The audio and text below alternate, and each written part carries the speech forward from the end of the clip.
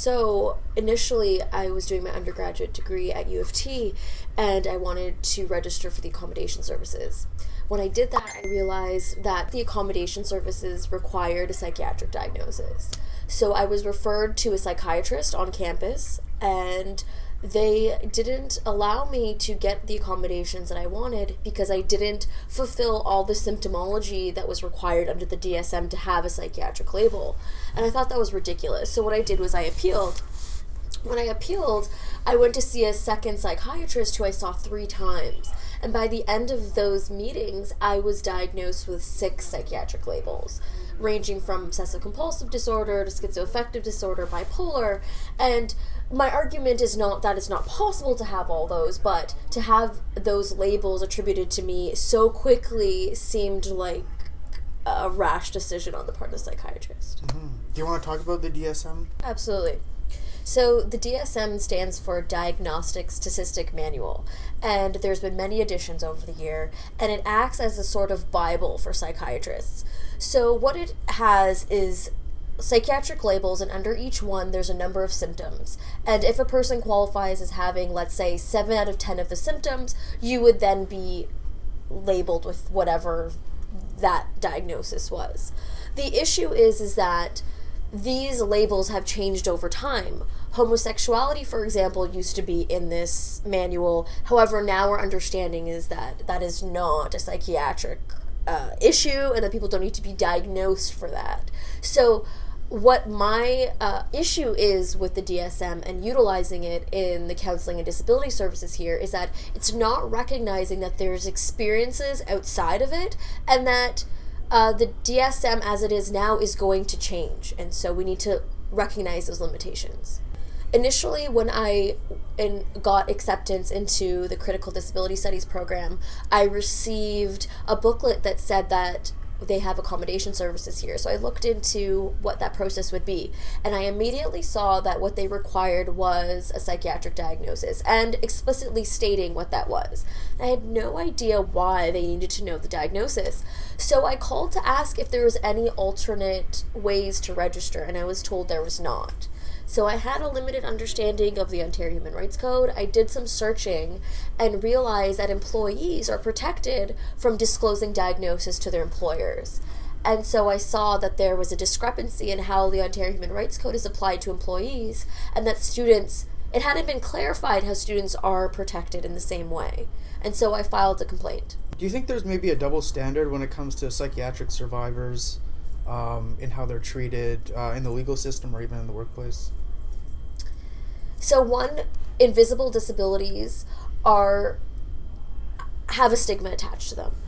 In an academic setting, for example, there's issues of academic integrity. How do we know that someone needs extra time? How do we know that they're anxious? Are they trying to take advantage of the system? And so I would think that in the workplace it's a similar sort of thing. Other workers might feel that it's someone is taking advantage, rather than realizing that seeking accommodations could be evening the playing field. Okay. Let's go back to talking about mental health awareness and how there's a lot of PR surrounding that, but I'm finding maybe it's kind of perpetuating a top-down treatment model. What do you think about that? Yeah, so I think requiring a psychiatric diagnosis is evident of the top-down model, because it seems that the counselors at CDS at York and at other universities, they have similar accommodation programs, are telling you that they know what you require above and beyond what you suggest to them, as if they have medical expertise above a doctor. But then there's also the argument of, what does a doctor know about your recommendations? Really what's going to happen is that you're going to go to your doctor and tell them what you require. A diagnosis doesn't tell you specifically or generally what someone with depression, for example, what all people with depression would require accommodations for. So it seems that we don't believe people. There's not an honesty. We think that people are going to take advantage of these systems if we don't have medical professionals signing off on these things. And I think that shows a sort of systemic insecurity with giving accommodations that they're going to be taken advantage of. This is going to cost too much. When really what I think we're going to see is that more people are going to succeed, and we're going to create environments that are conducive to learning for everybody. And considering we have mental health awareness weeks coming up, like Bell Let's Talk or York Let's Talk, what should we be aware of when we see branding campaigns like these come up? I personally am wary of institutions, corporations, co-opting movements. That is to say that there is a lot of talk between mad activists, psychiatric survivors, consumers of these things that have these discussions, and then they're taken by corporations and as if they were invented in that way. And then the discussions are filtered through these corporations of what can be talked about or what is palatable for the public. So I personally would be wary of what those discussions are and look further into what the real issues are from the consumers and survivors, ex-patients of these movements. What do you think those issues are that aren't necessarily covered or they are omitted from the conversation? Primarily, I believe that psychiatry is seen as an answer to many of our mental health concerns, and that the reliance on psychiatry as addressing mental health concerns most accurately and having the answers and not seeing it as a limited science that's developing is problematic. Psychotherapy, for example, isn't covered by OHIP at this time. Psychotherapy is when you sit down with someone and talk therapy. But what OHIP does cover is psychiatry.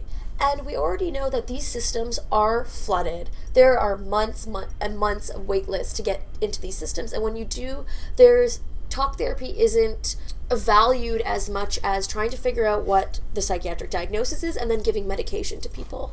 So there are other avenues of getting assistance if you require it, and psychiatry seems to be valued most in many of these mental health campaigns. Okay. How many times did you talk to CDS before you had to file a complaint? I called them a few times. So I called them once to see if I could get through to anyone, if I could just register without a diagnosis, and the secretary said no. The second time I called right before I was filing the complaint and said, "Are you sure I can't register? I wanted to make sure." And they said no. I did inquire if I could appeal the process internally and talk to someone, and they did give me someone's number. But what I realized is that it's offensive for them to continue to ask all students. And even though they might afford me the right to not disclose, that wasn't enough. And simply asking other students was offensive continually to me.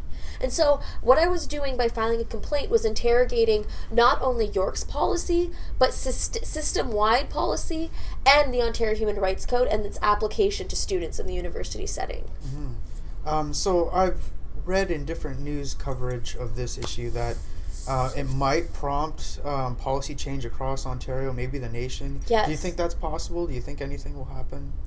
I do think it's possible if student groups throughout the country rally together and put pressure on their universities. I tweeted the Ontario Human Rights Chief Commissioner this morning and said that students across Ontario as well as Canada want to know how to have this change now, and I wanted them to clarify what they can do. And they said they should go to their department, ask them what they require in order to register, and if they do require a diagnosis, refer to the decision in this case by the Ontario Human Rights Commission, as well as show them their policy on accommodation, and that should put enough pressure on them to not require the individual to register with disclosing a diagnosis, and it will put pressure on them to change as soon as possible. Otherwise, I'm going to try to mobilize people to file complaints everywhere. Mm-hmm. And I'm confident we can win. Okay. Have you ever felt patronized in any way by how the system operates? I did Metro Morning a few days ago, and there was a few people that said that I was spoiled. And their argument seemed to be that I was asking for accommodation because I had no reason to do so, and I was spoiled because I just wanted accommodation because I thought that I deserved it. It seems that if you don't identify with the diagnosis and say, for example, I have clinical depression, or I've been diagnosed with schizoaffective disorder. Publicly, it seems that people think that there are no other ways that you could require accommodation.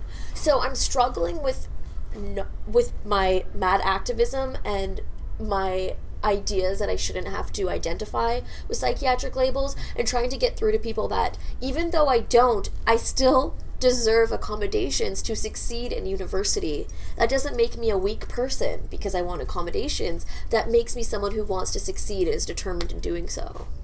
So what have your conversations been like with other newscasts this last week or two? So the bad is that I've been attributed the term person with mental illness, and I really detest that, and I've tried to combat that as much as I can without seeming too radical, because again, I would identify as having alternative experiences, not even a mental illness or mental health issues. I'm a little wary of that. The good is that it seems that people are interested in talking about these things, and that there is media attention enough that they're publishing these things, these sorts of issues, and I'm getting attention for it. So that's the good about it, that we want to talk about it. I don't think we're quite there in the language or combating really the social stigma around talking about it. It's still not seen as a normal experience. It's seen as someone with a disability. And though there's nothing wrong with having a disability or identifying with having one, I think what the next step is saying that having troubling mental experiences is not something out of the norm, and it isn't just something within you that needs to be pathologized and medicated. It's something that can occur from outside sources. And I've had a hard time trying to convince reporters that that's the stance they should take in their story, because it seems too radical at this point. Mm-hmm. So what's wrong with the word mental illness? In my opinion, what mental illness does, it pathologizes. It says that someone has an issue within them that requires them to go to a doctor. That's what we do in our society. We go to medical specialists for treatment. The issue with that is that now we're defining our experiences as requiring medication. However, there's an alternative perspective that there's social factors that could contribute. For example, research shows that people who live in poverty are more likely to develop anxiety or depression. Now, it's easy to say that person has a mental illness, but when we look at it critically, what it seems we need to do is change the system around them that's creating poverty, and not just giving people medication because they can't deal with poverty. So there needs to be a change in looking at how experiences are created in order to create change in how we look at mental health concerns and move away from the term mental illness.